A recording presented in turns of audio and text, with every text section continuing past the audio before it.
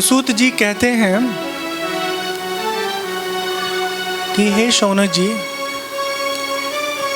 कथा आरंभ हुई,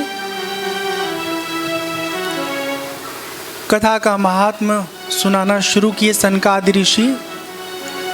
कहते हैं तावत संसार चक्रेस्मिन् भ्रमते ज्ञानतः पुमान् यावत् कर्णगता नास्ति शुक शास्त्र कथाक्षणम्। यह जीव तभी तक अज्ञान के इस भवसागर में भटकता रहता है जब तक उसने भागवत जी के कथा का श्रवण नहीं किया। जिस किसी ने भी भगवान की इस पुण्य कथा का श्रवण किया है ना, वो संसार चक्र से सदा सदा के लिए मुक्त हो जाता है, छूट जाता है। लेकिन फिर ध्यान रखिएगा, टर्म एंड कंडीशन अप्लाई है। हाँ, कि कथा उसी के जीवन में असर पहुंचाती है जो कथा को सुन करके ना तद अनुसार व्यवहार करता है। मतलब हमने तय कर लिया आज पहले दिन से कि झूठ बोलेंगे नहीं, मर जाएंगे पर झूठ नहीं बोलेंगे। हाँ, तो फिर देखिए आपके जीवन में कैसा प्रभाव आता है कथा का। नहीं, कथा सुनेंगे और सबका गला भी काटेंगे। हाँ, तो फिर तो कुछ नहीं होने वाला है। तावत पापानि देहेस्मिन् निवसन्ति तपोधना यावन्न श्रूयते सम्यक् श्रीमद्भागवतं नरैः। न गंगा न गया काशी न पुष्करम न प्रयागकम् शुक शास्त्र कथायाश्च फलेन समतां नयेत्। तपोधनो, जब तक लोग अच्छी तरह से श्रीमद् भागवत कथा का श्रवण नहीं करते तभी तक उनके शरीर में पाप का निवास है। अभी यहाँ पे लिखा हुआ आया है, जब तक लोग अच्छी तरह से कथा श्रवण नहीं करते। मतलब मालूम था व्यास जी को कि कथा तो होगा, लेकिन सुनने वाले जरूरी नहीं कि सबके सब अच्छे से सुने। कुछ लोग टाइम पास सुनेंगे, कुछ लोग ऐसे चलो सुन लेते हैं। तो खेल नहीं खेलना है ना, अच्छे से सुनना है। तो जब कोई अच्छे से सुनेगा तो उसके अंतःकरण का समस्त पाप समाप्त हो जाएगा। यहाँ पर कहा गया है फल की दृष्टि से भागवत कथा की महिमा ये है कि गंगा, गया, काशी, पुष्कर, प्रयाग, कोई तीर्थ ऐसा नहीं है जो भागवत कथा के श्रवण लाभ का बराबरी कर सके। हाँ, तो इस तरह की महिमा है भागवत कथा का। परम गति की इच्छा अगर चाहते हैं तो भगवान की इस पुण्य कथा का जो एक श्लोक है उसका आधा हिस्सा, उसका भी आधा हिस्सा जितना संभव हो सके जरूर रोज पढ़िए। बहुत बहुत आपको लाभ प्राप्त होगा। ओम नमो भगवते वासुदेवाय का ये 12 मंत्र जो है ना, 12 अक्षर मंत्र, इसका चिंतन करिए, इसका सुमिरन करिए, इसका जप करिए, तो इससे भगवान की प्राप्ति होती है। संसार में श्रीमद् भागवत कथा का मिलना अत्यंत दुर्लभ है, कठिन है। कहते हैं जब करोड़ों जन्मों के पुण्य का उदय होता है ना, तब जाकर के कथा का लाभ प्राप्त होता है। जो फल तप योग समाधि से भी नहीं प्राप्त होता, वह इस पुण्य कथा के श्रवण मात्र से सहज मिल जाता है। तो इस तरह से कथा का महिमा यहाँ पर बताया गया है। सूत जी कहते हैं शौनक जी, जिस समय सनकादि मुनीश्वर इस सुंदर पवित्र कथा का वाचन कर रहे थे, वो महिमा का बखान कह रहे थे, उसी समय सभा के मध्य एक बहुत आश्चर्यचकित करने वाली घटना घटती है। भक्ति सुतौ तौ तरुणौ गृहीत्वा प्रेमैक रूपा सहसा विरासीत्। श्री कृष्ण गोविंद हरे मुरारे नाथेति नामानि मुहुर्वदन्ति। वहाँ तरुणावस्था को प्राप्त हुए अपने दोनों पुत्रों को साथ लिए, तरुणावस्था को प्राप्त हुई भक्ति अपने दोनों पुत्र ज्ञान वैराग्य को साथ लिए सभा के मध्य प्रकट हो जाती हैं और बारंबार भगवान को प्रणाम करके गा रही हैं, श्री कृष्ण गोविंद हरे मुरारे, हे नाथ नारायण वासुदेव। हम लोग गाते गाते ना वासुदेवा भी कह देते हैं, शुद्ध है वासुदेव, ठीक है ना। श्री कृष्ण गोविंद हरे मुरारे, हे नाथ नारायण वासुदेव।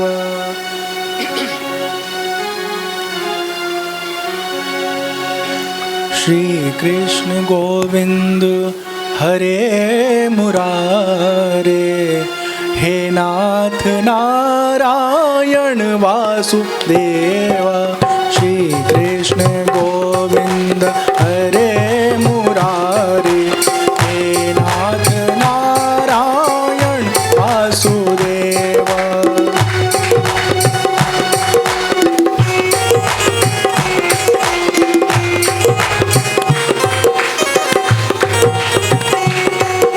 श्री कृष्ण गोविंद हरे मुरारे, हे नाथ नारायण वासुदेव।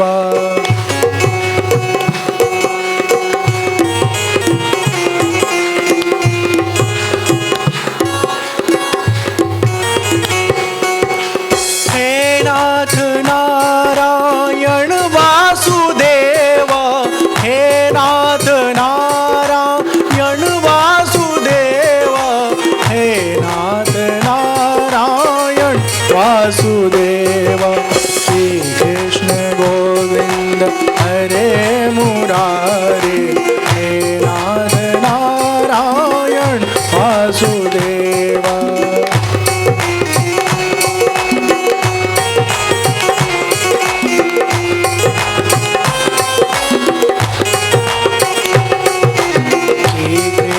गोविंद हरे मुरारे, हे नाथ नारायण वासुदेव।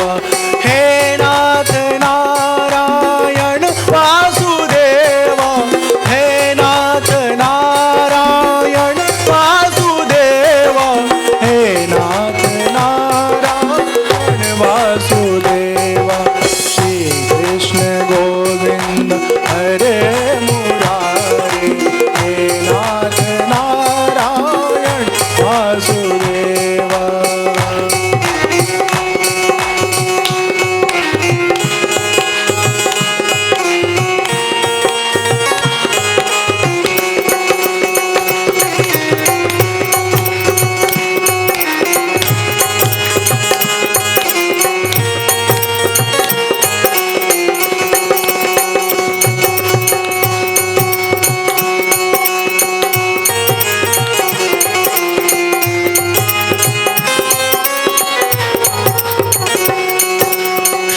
कृष्ण गोविंद हरे मुरारे, हे नाथ नारायण वासुदेव।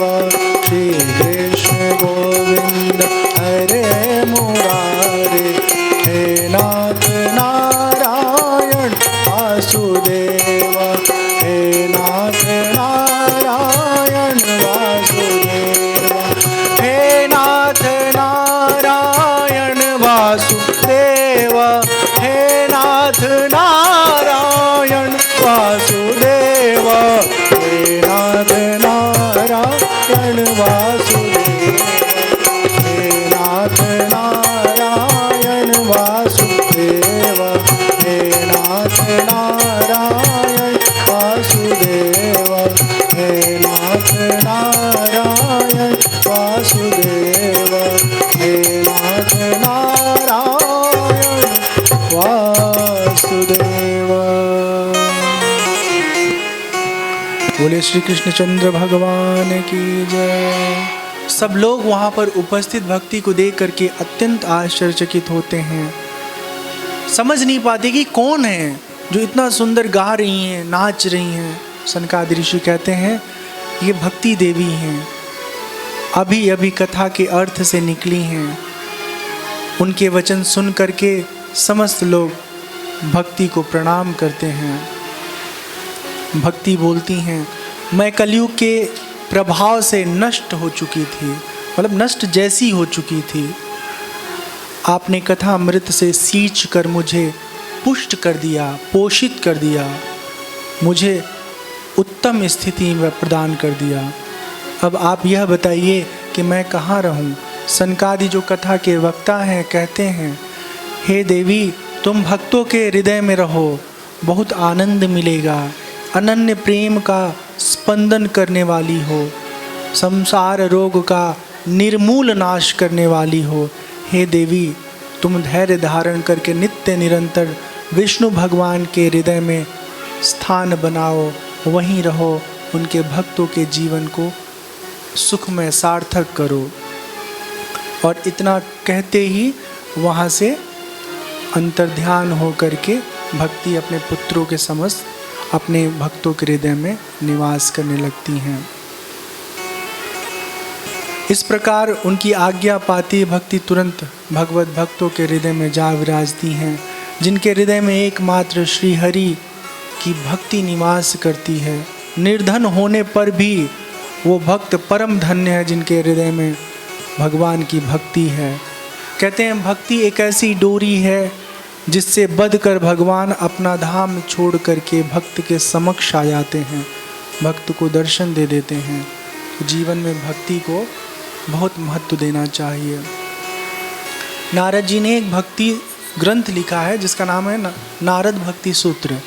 तो उसमें कहा गया है, सातु अस्मिन परम प्रेम रूपा। भक्ति जो है ना वो प्रेम है। जब जीव का ना निस्वार्थ भाव से प्रेम भगवान से होता है तो वो भक्ति हो जाती है। और कभी कभी जीव से जब प्रेम होता है तो वो भक्ति नहीं होती है, वो फिर प्रेम होता है लेकिन उस प्रेम में धीरे धीरे धीरे धीरे आसक्ति उपज जाती है। आसक्ति समझते हैं आप लोग? आसक्ति चिपक जाना, सिर्फ फेविक्विक की तरह नहीं होता है आदमी का व्यवहार। अरे हमारे बाबू कैसे कैसे दूर रहेंगे हम तुमसे, नहीं रह सकते, मर जाएंगे। ऐसा नहीं करते लोग। तो पति पत्नी एक दूसरे से दूर नहीं रह पाते, माँ बेटा दूर नहीं हो पाते। जीवन में आगे बढ़ने के लिए ना दूरी बहुत मजबूरी है, करना पड़ता है। अब किसी का बच्चा इतना प्रेम करे क्यों कहे अम्मा हम चंडीगढ़ अकेले नहीं रहेंगे, तो रहो घर ही में रहो, खटाल खोल देते हैं, गाय पालना, दूध निकालना। हम तो सोचते हैं कितना त्याग करता है लोग ना गृहस्थ जीवन में। परिवार सुंदर है पर छोड़ करके आदमी महीनों सालों दूर रहता है पैसा कमाने के लिए। तो एक दिन वो कमा करके खूब अच्छा अपने घर को बना देते हैं, सब घर के सदस्यों को सुख पहुंचा देते हैं। लेकिन जो लोग घर ही में फंसे रह जाते हैं कई बार, वो लोग वो अच्छे होते हैं, ऐसा नहीं अच्छे नहीं है, लेकिन बहुत बहुत ज़्यादा कुछ कर नहीं पाते अपनों के लिए। अब ये जो बात मैं कह रहा हूँ तो ये बात समझ लो कि आज के ज़माने में अगर किसी के लिए कुछ करना है ना तो पैसा कमा के उसके लिए खर्च करिएगा तभी वो कुछ हो पाएगा। कपड़े खरीदोगे पैसे से, अच्छी शिक्षा दोगे तो पैसा लगेगा, घर बनवाओगे तो पैसा लगेगा, है ना। हम आपसे बड़ा प्यार करते हैं, कुछ करेंगे नहीं तो ऐसे बाप को बच्चा कितना दिन झेलेगा जब तक जवान नहीं हुआ है। जवान होते कहेगा पापा घर से निकलो। बचपन से लेके अभी तक खाली ऐसे खोखला प्यार दिखा रहे थे, कुछ तो किए नहीं।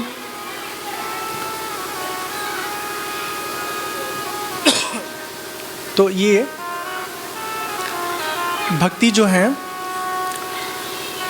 हमारे जीवन में जब आती हैं तो हमारा जीवन परमात्मा से जुड़ जाता है। और जब हम आसक्त होते हैं ना, आसक्ति आती है ना संसार के लोगों में, तो फिर हम परमात्मा से विमुख होकर के अपने जीवन को ऐसे ही अधूरा छोड़ देते हैं। जीवन का पूरा होना जानते हैं क्या है? जीवन का पूरा होना ये है कि हम अपने जीवन में ना भगवान को अनुभव कर लें, और एक ऐसी स्थिति हमको प्राप्त हो जाए कि किसी भी चीज़ में, किसी भी व्यक्ति में हमारा मन लगे ही ना, केवल और केवल परमात्मा में हमारा मन लगा रहे। तो इस तरह भक्ति जी के इस जीवन कथा से हम लोग भक्ति के महत्व को समझे, भागवत के महत्व को समझे। और अब आगे के प्रसंग में गोकर्ण उपाख्यान एक कथा आता है, उसका हम लोग श्रवण करेंगे। बोले श्यावर रामचंद्र की जय, कृष्णचंद्र भगवान की, उमापति महादेव की, मम्मी पापा की, टीचर जी की, पंडित जी की जय हो, जय हो, जय हो। ठीक है, ठीक है, नहीं बोलना है। हरि जी मोरी लागी लगन मत तोड़ना, हो लागी लगन मत तोड़ना, श्यामा लागी लगन मत तोड़ना, प्रभु जी मोरी लागी लगन मत तोड़ना, हरि जी मोरी लागी लगन मत तोड़ना।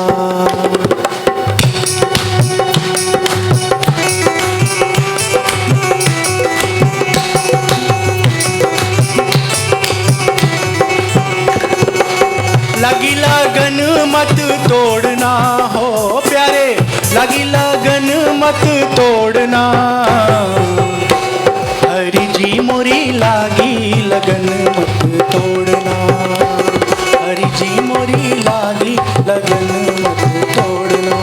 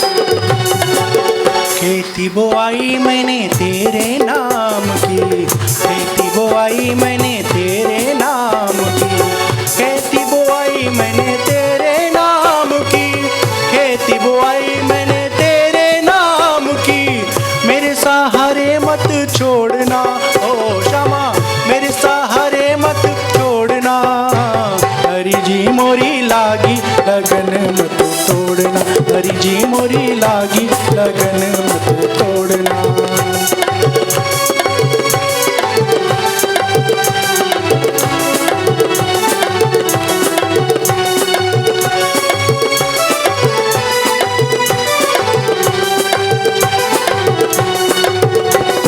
जय हो।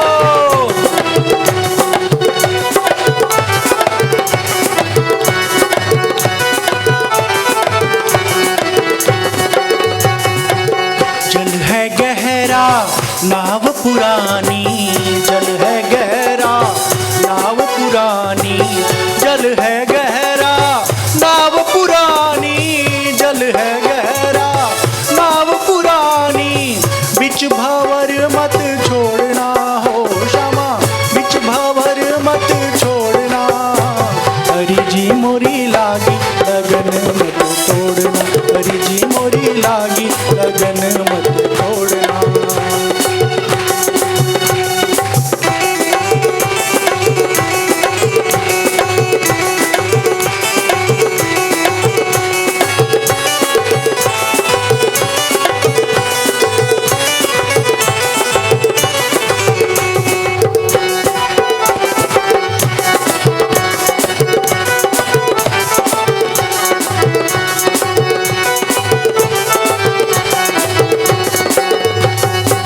तू ही मेरा सेठ है, तू ही साहूकार है, तू ही मेरा सेठ है, तू ही साहूकार है, तू ही मेरा सेठ है, तू ही साहूकार है, मत जोड़ना हो प्यारे, ब्याज पे ब्याज मत जोड़ना। हरि जी मोरी लागी लगन मत तोड़ना, हरि जी मोरी लागी लगन मत तोड़ना, हरि जी मोरी लागी लगन मत तोड़ना, हरि जी मोरी लागी लगन मत तोड़ना। हो लागी लगन मत तोड़ना, श्यामा लागी लगन मत तोड़ना।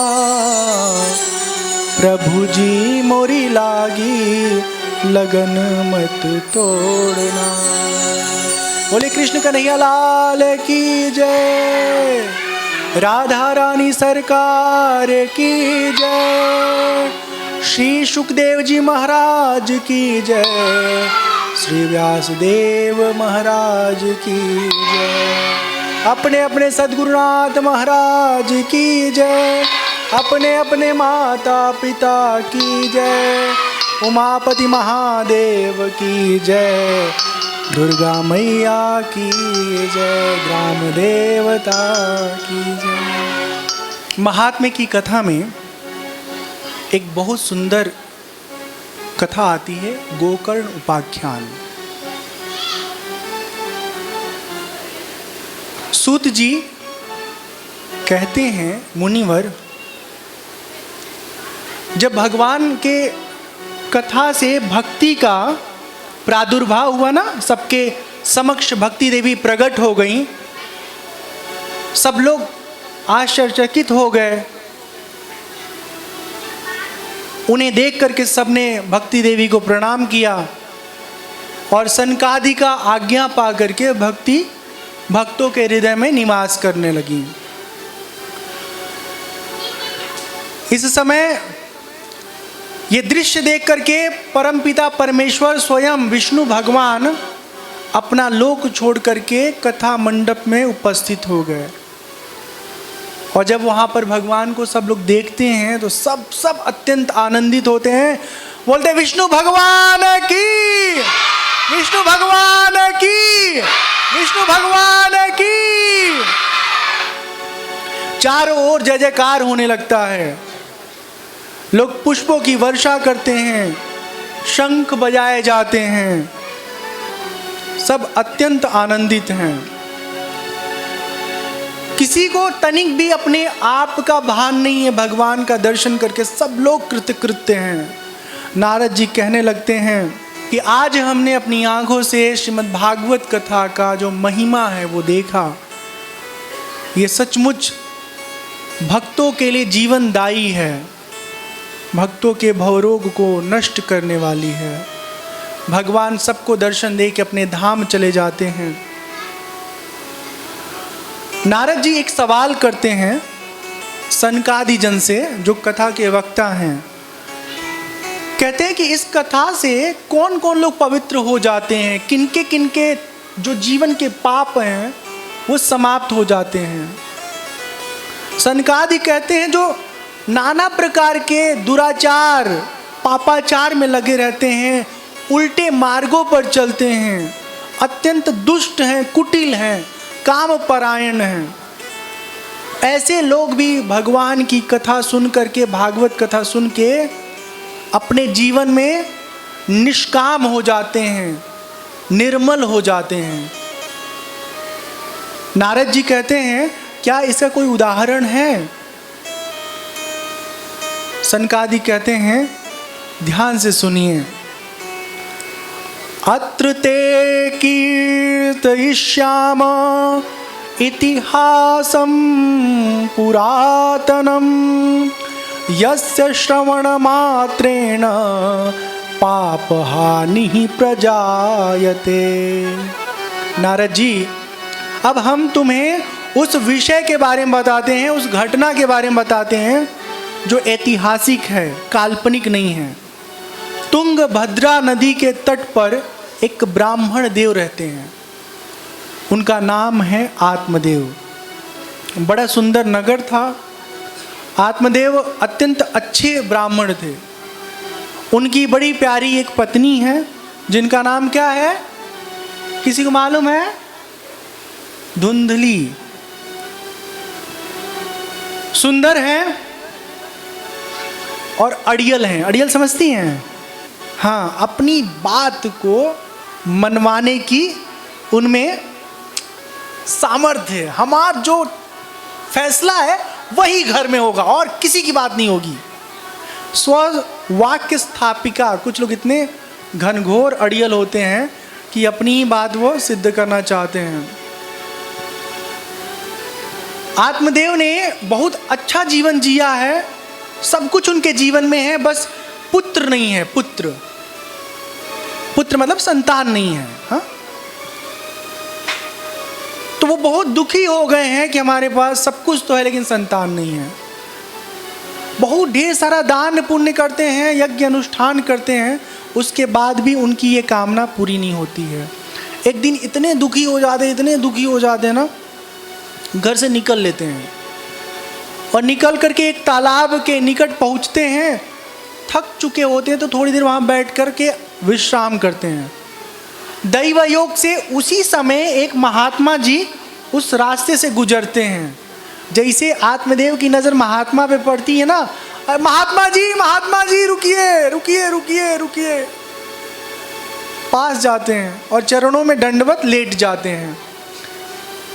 आपकी बड़ी कृपा है कि आपका हमको दर्शन मिला। निश्चित ही भगवान ने हमारे कल्याण के लिए आपको भेजा होगा।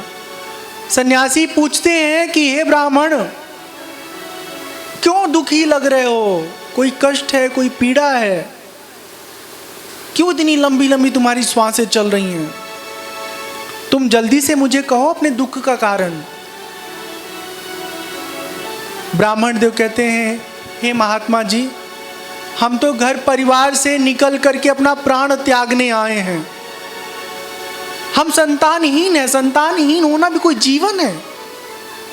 हमारी ऐसी खराब किस्मत है कि अगर हम कोई पौधा लगाते हैं तो सूख जाता है, अगर वो उग जाता है तो फलहीन रहता है, फल तक नहीं देता। जिस गौ को हम पालते हैं, चारा खिलाते, अपने घर में रखते हैं, वो संतान नहीं देती। हम तो अत्यंत भाग्यहीन हैं। सन्यासी कहते हैं, हे ब्राह्मण देव, मोह त्यागो। हाँ, ये मोह में फंस करके तुमको कोई सद्गति नहीं मिलने वाली है। संतान के बिना जीवन जिया जा सकता है और सबसे अच्छा जीवन भगवान का भजन करो। मुक्ति का रास्ता जो है वो तुमको अपने लक्ष्य तक पहुंचाएगा। मैंने तुम्हारा प्रारब्ध देख लिया है और निश्चय जानो, एक जन्म नहीं 7 जन्मों तक तुमको संतान की प्राप्ति होने का कोई संजोग नहीं है। अब कुटुंब की आशा छोड़ करके सन्यास में ही स्थित हो जाओ। हाँ, भगवान का भजन करके, आत्मा का अनुभव करके सदा सदा के लिए इस आवागमन के चक्र से मुक्त हो जाओ। ब्राह्मण कहते हैं, महात्मा जी, ये जो विवेक आप हमको दे रहे हैं ना, इससे हमारा कुछ लेना देना नहीं है। हमको अपने तपोबल से पुत्र प्रदान कीजिए। ये ज्ञान हमें नहीं चाहिए। हमारी मति ज्ञान को समझने वाली अभी नहीं है। ब्राह्मण देवता के आग्रह को देख करके सन्यासी बताते हैं कि देखो ब्राह्मण, चित्रकेतु नाम के एक राजा थे, वो भी तुम्हारी तरह बड़े जिद्दी थे। अपने किस्मत को अनदेखा करके, जिद करके संतान प्राप्त कर लिए, लेकिन संतान का सुख उनको नहीं मिला। पता है क्या हुआ? चित्रकेतु की कई रानियां थीं। एक रानी का नाम था कृतदुति, जिनसे संतान मिला। जब संतान मिला तो थोड़ा लगाव ज्यादा हो गया राजा का कृतदुति से। इस वजह से सब रानियां जलने लगी। और पता है क्या किया? उस नवजात शिशु को जो अन्य रानियां थीं मिल करके जहर पिला दी और फिर वो बच्चा शरीर त्याग दिया। कुल मिला के एक बात समझिए, संतान सुख नहीं था तो मिल करके भी संतान का सुख मिला क्या? मिला? नहीं मिला। हम आप में से तन्मत अनगिनत लोग हैं ना जो संतान को पाने के लिए दुनिया भर की कोशिशें करते हैं, नहीं मिलता है। तो आप ये मान लीजिए कि भगवान ने आपको आज़ाद रखा है, भजन करिए, सत्संग करिए, भगवान की भक्ति में अपने जीवन को लगा के जीवन सार्थक करिए, ठीक है ना। लेकिन ये ब्राह्मण देवता समझ नहीं रहे हैं, ये जिद कर रहे हैं कि हमको तो संतान चाहिए। जब हठ नहीं छोड़ते हैं तो अंत में सन्यासी जो है महात्मा जी, वो अपने बल से, अपने तप से अभिमंत्रित करके एक फल ब्राह्मण देवता आत्मदेव को दे देते हैं। आत्मदेव जब फल ले लेते हैं तो कहते हैं महात्मा जी कि इसे ले जाओ, अपनी पत्नी को दे देना, वो खा लेंगे और तुम्हें संतान की प्राप्ति हो जाएगी। वो लेके घर आते बड़े खुश होकर के और बहुत बहुत आनंद से अपनी पत्नी के पास जाते हैं। इतना खुश कभी देखा ही नहीं था धुंधली ने अपने पति आत्मदेव को। कहती आज ऐसा क्या आपको मिल गया कि आप इतने आनंदित हैं? बोले अरे हम बहुत खुश हैं, बहुत खुश। एक महात्मा जी से मिले, उन्होंने हमको एक फल दिया है, तुम इसका सेवन कर लो, हमें संतान प्राप्त हो जाएगा। अपनी स्त्री के हाथों में उस फल को दे दिए आत्मदेव। अब जो आत्मदेव की पत्नी धुंधली थी ना, बड़ी कुटिल थी। कुटिल समझते हैं ना, मतलब बड़ी चतुर, चालाक, अलग अलग तरह से हर परिस्थिति में सोचना समझना, अपने हित के बारे में हमेशा ख्याल रखना। वह रो रो करके अपनी एक सखी से कहने लगी कि मैं तो बहुत दुखी हूँ, बड़ी चिंतित हूँ। हमारे पतिदेव एक फल ला के दिए हैं, बोले हैं कि ये किसी बाबा जी ने दिया है और खा लोगी तो तुम्हें संतान प्राप्त हो जाएगा। ये सखी अब बताओ हम खा लें? हम तो नहीं खाएंगे, हमारा मन नहीं कर रहा है खाने के लिए। अगर हम खा लिए और हमारे पेट में मान लो गर्भ आ गया, अब वो गर्भ सुखदेव जी की तरह बाहर ही ना आए, बोले हम अंदर ही रहेंगे। पता है ना सुखदेव जी का जो जीवन है वो 14 साल तक माँ के गर्भ में रहे हैं। हम 14 साल कैसे अपने बच्चे को लेके चलेंगे फिरेंगे? हमारा तो जिंदगी एकदम समझो बहुत खराब हो जाएगा। और तो और दैववश अगर कहीं गांव में डाकुओं ने हमला कर दिया तो सब लोग तो अपना जान बचाने के लिए भाग जाएंगे आसानी से। हम भारी भरकम शरीर लेके कितना दौड़ेंगे, गिर उड़ जाएंगे, मुंह फूट जाएगा, जान चला जाएगा। हमसे नहीं होगा ये सब। और तो और एक और डर है, बहुत भयंकर डर है। जब हम माँ बन जाएंगे, हमारे पेट में बच्चा होगा, हम चल फिर नहीं पाएंगे, यहाँ से वहाँ नहीं जाएंगे। फिर काम करने के लिए हमको अपने ननद को बुलाना पड़ेगा। ननद समझते हैं आप लोग ना? और ननद आएगी, न जाने कौन कौन सी चीजें जो मैंने छुपा कर रखा है सब उठा के लेके चली जाएगी। बड़ा नुकसान हो जाएगा हमारा। यहां तक इसमें लिखा है कि धुंधली सोचती है कि कहीं बच्चे को जन्म देते समय हम मर मुर गए तब तो हमारी जिंदगी खत्म। इतना रिस्क हम नहीं ले सकती भैया, मैं सुकुमारी, भला ये सब दुख कैसे सहूंगी? हाँ, मन में ऐसे अनेक प्रकार के तर्क करती है धुंधली। इतने देर में उसकी अपनी बहन आ जाती है, उस बहन को सारी बात बताती है। अब धुंधली की बहन के कई सारे बच्चे थे, एक और बच्चा होने वाला था और थोड़ी गरीब थी। तो धुंधली की बहन बहुत बुद्धिमान थी, वो तुरंत दिमाग लगाती है, कहती है ये दीदी सुनो, ऐसा कुछ मत करो, तुमको बच्चा चाहिए ना, हम अपना बच्चा दे देंगे, तब तक तुम थोड़ा नाटक वटक करो। हाँ, नाटक कैसे कि धीरे धीरे तुम्हारा पेट बढ़ना चाहिए ना, तो कपड़ा वपड़ा लगा के पंडित जी को दिखाते रहना कि तुम्हारे पेट में बच्चा आ गया है। हाँ, तो कहती है कि हे बहन इस फल का क्या करें? तो धुंधली से उसकी बहन कहती है कि इस फल को गैया को खिला दो, उसे पता भी चल जाएगा कि इस जो महात्मा जी ने वरदान दिया है उसमें कुछ दम वम है कि नहीं है।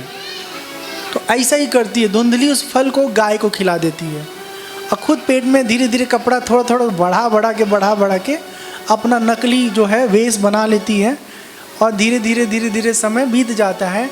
एक दिन ऐसा होता है कि धुंधली के बहन को बच्चा होता है हाँ, वो बच्चे को जन्म देती है तो छुपा करके लाके वो बहन जो है धुंधली को सौंप देती है। और फिर धुंधली हल्ला करती कि हमको बेटा हुआ, हम माँ बन गए, पंडित जी को बुलाओ जल्दी जल्दी। हाँ, तो सारे महल में खुशहाली, घर में सब लोग प्रसन्न, ब्राह्मण देवता बड़े आनंदित होते हैं। कुछ महीने बीतता है ना तो गैया भी जन्म देती है एक बच्चे को। हाँ, और जिस बच्चे को जन्म देती है ना वो सारा शरीर, उस बच्चे का शरीर आदमी जैसा है, मनुष्य जैसा, खाली जो कान है ना और मुख वो गऊ जैसा है। तो ब्राह्मण देवता बड़े खुश होते हैं। गांव में बड़ा हल्ला होता है कि देखो कभी ऐसा होता है कि आदमी का जीवन दुखमय होता है, और कभी ऐसा भगवान का कृपा होता है कि आदमी का कहे गैया भी देखो कितना अच्छा आदमी जैसा बच्चा दी है। हाँ, कितने भाग्यवान भाग्यशाली हैं आत्मदेव। ब्राह्मण देव देख के बड़े आनंदित खुश होते हैं, सुखी होते हैं।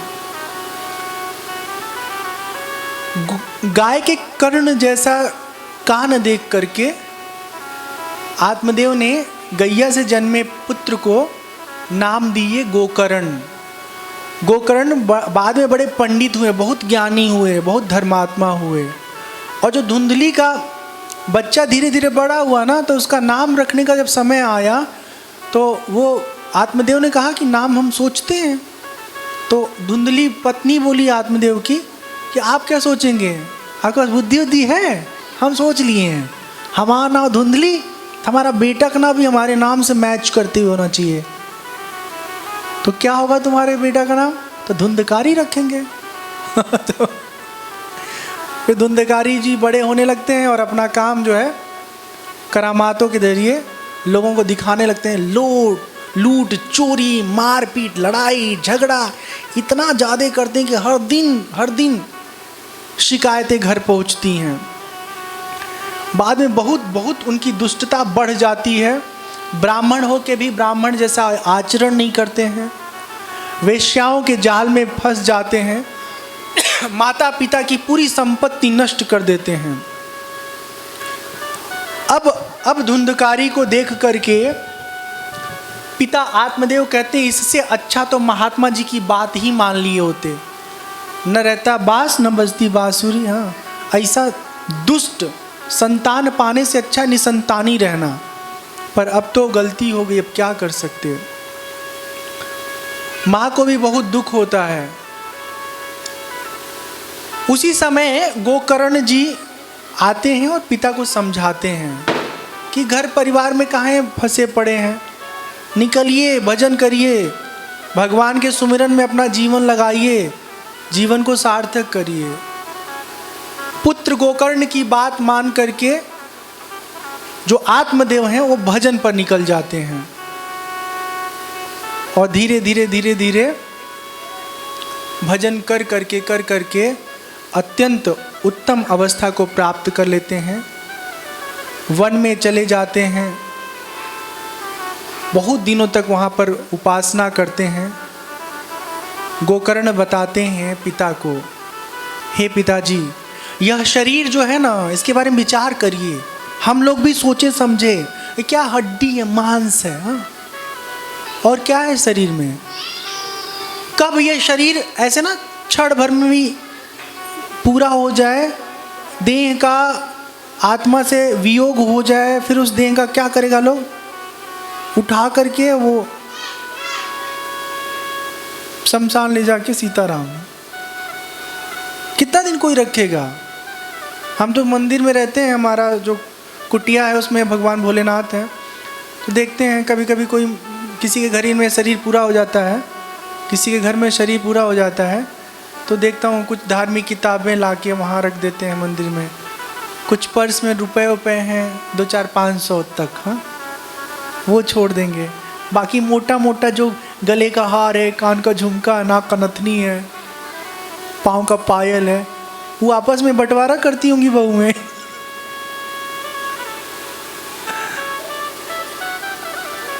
हम एक बात बताएं आपको, ध्यान से सुन लीजिए। घर के बुजुर्ग जब शरीर छोड़ देते हैं तो उनकी संपत्ति पर आप लोग कब्जा करके रखते हो ना, महंगी महंगी चीज़ों पे, तो भगवत गीता रामायण उनका जो पढ़ने वाला ग्रंथ था उसको मंदिर में ले जाके मत छोड़ा करिए, उसको अपने पास ही रखिए, पढ़िए लिखिए, अपने बच्चों को पढ़ाइए लिखाइए ताकि बच्चों में ज्ञान समझ संस्कार आए। उसमें कोई भूत प्रेत नहीं घुस जाता है। हाँ, पहले के ज़माने में बिस्तर उस्तर भी और बेड वोड भी लोग कर देते होंगे दान उन शायद ना, शरीर पूरा होने के बाद। अब 50-50 हज़ार रुपये का बेड आ रहा है, उसी पे अम्मा का शरीर पूरा हो गया तो क्या करेंगे? वो 50,000 के बेड लोग दे देंगे, सोते ही होंगे। तो गोकर्ण जी शरीर के वास्तविकता को बताते हैं अपने पिता से कि शरीर का कुछ भी पता नहीं कब साथ छोड़ दे, इसलिए शरीर में मत फंसिए, भगवान का भजन करिए। पुत्र की बात सुन करके आत्मदेव घर छोड़ देते हैं, वन की यात्रा पे चले जाते हैं, दिन रात भगवान की खूब उपासना करते हैं। 60 वर्ष की आयु में भगवान की इतनी भक्ति किए, इतनी उपासना किए, पूजा पाठ किए। नियम पूर्वक भागवत जी के 10वें स्कंद का पाठ करने से भगवान श्री कृष्ण का उन्हें साक्षात्कार हुआ और सदा सदा के लिए देह से वो मुक्त हो गए। बोलिए कृष्ण भगवान की जय। इधर धुंधकारी का अत्याचार इतना बढ़ गया कि एक दिन जो है घर में अपने माँ से पैसे मांगा, पैसा नहीं था तो माँ कहाँ से दे? माँ ने कहा हमारे पास कुछ बचा नहीं है। तो धुंधकारी जो है माँ को धक्का दिया, बोला बता कहाँ रखा है। माँ उसकी धमकी से इतनी डर गई कि पुत्र के उपद्रव, उसके अत्याचार को तो माँ ने देख ही लिया था। रात्रि के समय कुएं में माँ जा गिरी और इस तरह माँ की मृत्यु हो गई। योगनिष्ठ गोकर्ण जी जो गैया के पेट से जन्मे थे, वो योगनिष्ठ गोकर्ण जी यात्रा पर चले गए थे। घर में अकेले धुंधकारी था। धुंधकारी वैश्याओं के साथ घर में रहने लगा, अत्यंत क्रूर व्यवहार करने लगा। ढेर सारा लूट पाट करके ना वो पैसे लाता था और उनको दे देता था। वैश्याओं ने एक दिन सोचा कि रोज कहीं ना कहीं चोरी करता है, इतना धन तो हमारे पास इकट्ठा हो ही गया है, अब इसका क्या काम है। हाँ, किसी दिन चोरी करते पकड़ा जाएगा तो इसको भी मार पड़ेगी और हम लोगों को भी मार पड़ेगी, और इस तरह से मार तो मार पड़ी ही, सारा धन जो इकट्ठा हुआ है वो सब हमारे हाथ से निकल जाएगा। तो एक दिन सब वेश्याएं मिल करके सोते समय धुंधकारी को ना चारपाई में ही बांध देती हैं, और बांध देने के बाद धुंधकारी को जब रस्सी से बांध देती हैं तब उसके मुख में दहकता हुआ अंगार, समझती हैं, कोयला लाल लाल वाला, उसके मुख में ठूस देती हैं, भर देती हैं। वो चिल्ला नहीं पाता है, अग्नि की लपटें लगा देती हैं और इस तरह से छटपटा करके धुंधकारी मर जाता है। धुंधकारी की सारी संपत्ति जो चुरा करके वो लाया था ले करके वो सारी वेश्याएं चंपत हो जाती हैं। भूख प्यास से व्याकुल था धुंधकारी, जब मरता है तो वो प्रेत बन जाता है और दिन भर चिल्लाता रहता है। कुछ काल बीतने के बाद गोकर्ण जी गया थे। गया का नाम सुना है आप लोगों ने? बिहार में एक जगह है गया, वहाँ श्राद्ध करते हैं। हमारे सनातन धर्म में ऐसा नियम है कि अपने पूर्वजों की आत्मा के तृप्ति के लिए, शांति के लिए वहाँ पर पिंडदान दिया जाता है। तो गोकर्ण जी घूमते घूमते गया में पहुँच गए थे, उनको समाचार मिला। तो जब समाचार मिला तो वहाँ पर उन्होंने पिंडदान आदि किया और उसके बाद वो अपने घर आए। आधी रात को, घर में कोई ताला वाला तो उस समय बंद होता नहीं था, तो आधी रात को जब घर में जाके विश्राम की है तो आधी रात को धुंधकारी बड़ा विकट विकराल रूप बना करके और अनेक प्रकार की आवाजें निकालने लगा। मतलब हम लोग रहें तो डर ही जाएं। तो गोकर्ण जी परम भक्त हैं, विरक्त हैं, तो जो विरक्त होते हैं ना वो अभय में प्रतिष्ठित हो जाते हैं। हाँ, फिर वो उनको किसी बात से डर नहीं लगता ही नहीं है, जीने मरने से ऊपर उठ चुके होते हैं। तो गोकर्ण जी पूछते तू कौन है, तू प्रेत है, पिशाच है अथवा कोई राक्षस है।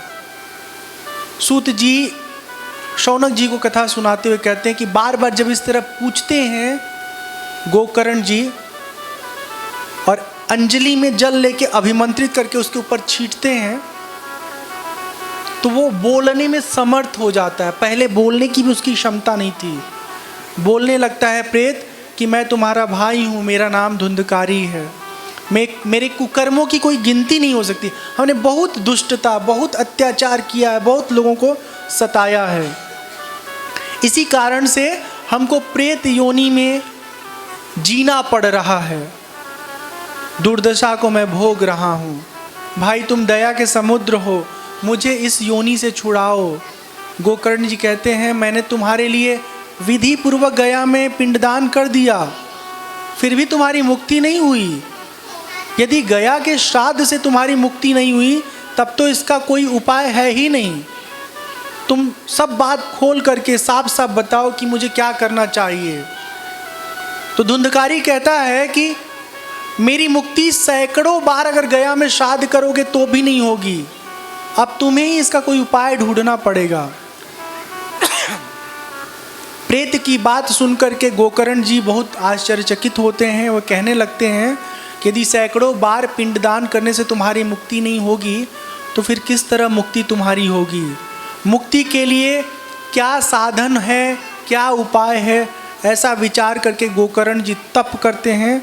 सूर्यदेव प्रसन्न होते हैं। भगवान सूर्यदेव प्रसन्न हो करके गोकर्ण से कहते हैं कि हे गोकर्ण, श्रीमद् भागवत कथा सुनाओ उस अपने प्रेत भाई को।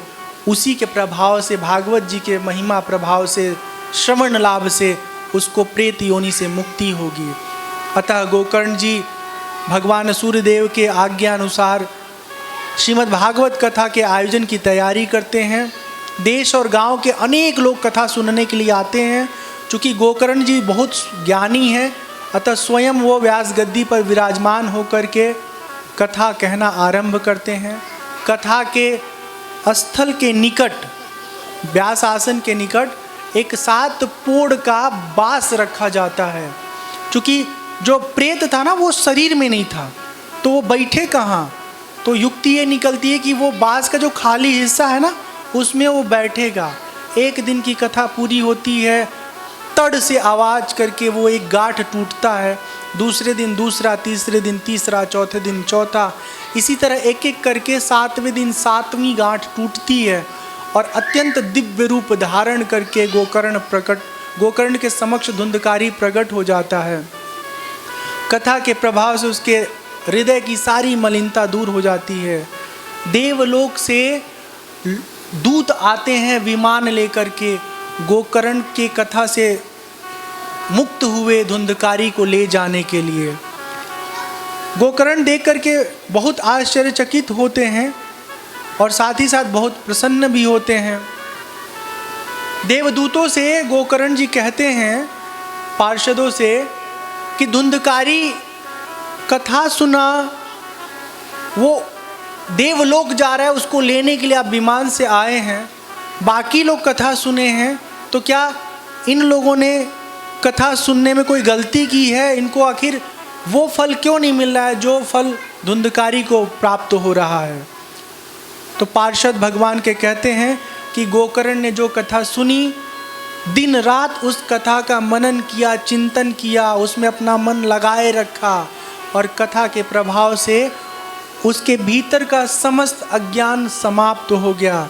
इस वजह से उसको इस तरह का स्वार्थ सिद्ध मिल रहा है, उसको लाभ प्राप्त हो रहा है, भगवत धाम उसको प्राप्त हो रहा है। तो भगवान के सेवकों ने जब इस तरह से समझाया तब गोकर्ण जी उन्हें प्रणाम किए। धुंधकारी तो देवलोक चले गए मुक्त हो करके और निश्चय किए गोकर्ण जी की एक बार और सप्ताह श्रवण का आयोजन करेंगे। जब श्रावण मास आया तो गोकर्ण जी ने उसी प्रकार से पुनः कथा का आयोजन किया, सबको कथा सुनाया और कथा के समाप्ति पर सब लोगों के लिए देवलोक से विमान आया। विमान में सवार होकर के सब के सब भगवत धाम को चले गए। तो ये है कथा की महिमा। सबको जो अत्यंत दुर्लभ लोक है, प्राप्त नहीं होता, वो भगवान की कथा से सहज प्राप्त हो जाता है। कहा गया है कि जिस किसी ने भी कथा के किंचित अंश को अपने जीवन में एक बार सुन लिया है, वो कभी दोबारा जन्म मरण के चक्र में नहीं फंसता। यह कथा बड़ी पवित्र है। यह कथा बड़ी पवित्र है। एक बार श्रवण करने से ही जीव के समस्त पाप राशि समाप्त हो जाते हैं, जीव भगवत धाम को प्राप्त हो जाता है। बोलिए गोकर्ण भगवान की जय, गोकर्ण महाराज की जय, श्री कृष्णचंद्र भगवान की जय, सुखदेव जी महाराज की जय। तो इस तरह कथा क्या महात्मा का ये जो प्रसंग है यहाँ पर आपको हम सुनाएं।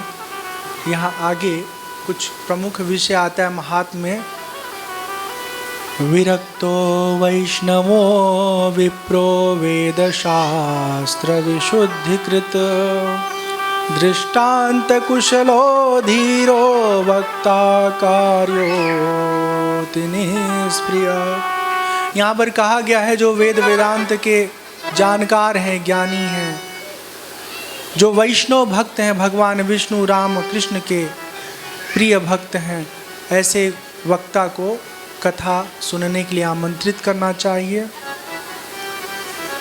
और भगवान कृष्ण को आराध्य मान करके कथा का श्रवण करने से जीवन के समस्त दोष समाप्त हो जाते हैं। सर्वदा सत्य, शौच, दया, मौन, सरलता, विनय अपने हृदय में धारण करके वर्ताव करिएगा। अगले 7 दिन कोई गुस्सा नहीं करेगा, चाहे कितना भी कोई बड़ी गलती करे। हाँ, कोई किसी को मारेगा नहीं, किसी के अंदर कोई ऐसी बात ना आए जिससे किसी का दिल दुखे। तो ऐसे मन को बना करके हम सब कथा सुने, जीवन हमारा अत्यंत सुंदर सार्थक होगा। तो ये पहले दिन की कथा जो महात्मा की कथा है वो यहाँ पर पूरी होती है। अब हम लोग आरती करेंगे। आरती से पहले एक भजन सुन लेंगे। इस संसार में विषय रूप, विषय की जो आसक्ति है, हम विषय रूप जब बात करें ना, तो इंद्रियों से जो जो चीज़ें हम पाना चाहते हैं, भोगना चाहते हैं, तो इंद्रियों से भोगे जाने वाली चीज़ों को विषय कहते हैं। आँख का विषय, रूप बहुत अच्छा लगता है, सुनना बहुत अच्छा लगता है, छूना बहुत अच्छा लगता है, खाना बहुत अच्छा लगता है। तो इन सब चीज़ों से हमको उठना है, अलग होना है और हट करके इन सब चीज़ों से अपने भीतर अपने आप को लगाना है। शौनक जी अनेक शास्त्रों को देखकर आपको यह परम गोप्य रहस्य अभी जो हमने सुनाया, उसके महिमा का बखान कोई भी कर पाने में सक्षम नहीं है। अतः परमानंद की प्राप्ति के लिए भगवान के 12 स्कंध रूप इस भागवत कथा रस का आनंद लें, श्रवण करें, अपने जीवन को सार्थक करें, तो जीव के हृदय के समस्त कल्मश दोष सदा सदा के लिए समाप्त हो जाते हैं। बोले श्री कृष्णचंद्र भगवान की जय।